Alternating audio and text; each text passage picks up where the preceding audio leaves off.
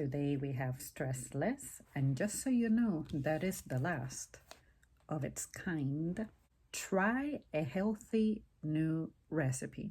It is really difficult to get me in the kitchen nowadays, considering the kind of schedule I have, but I will say that usually I try new things if they're not very difficult to make. When it comes to things like meat and fish, all I do is ground beef and all I do is salmon.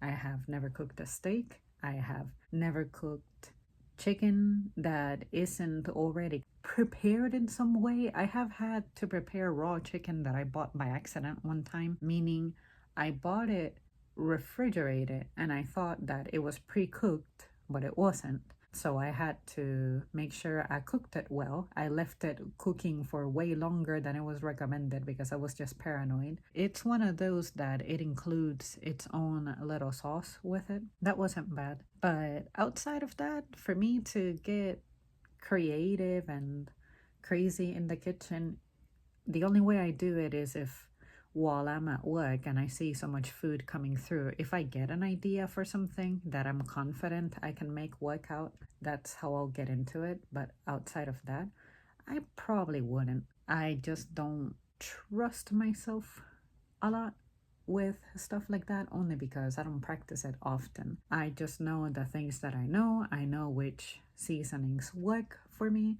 Therefore, I don't need to try to fix something if something goes wrong.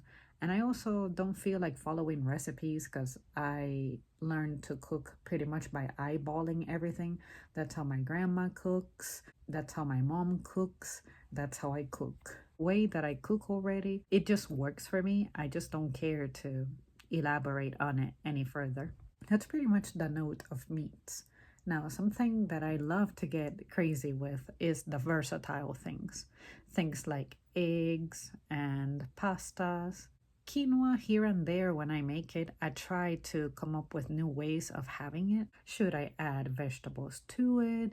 Should I wait until it soaks up the seasoning to then add something else to it?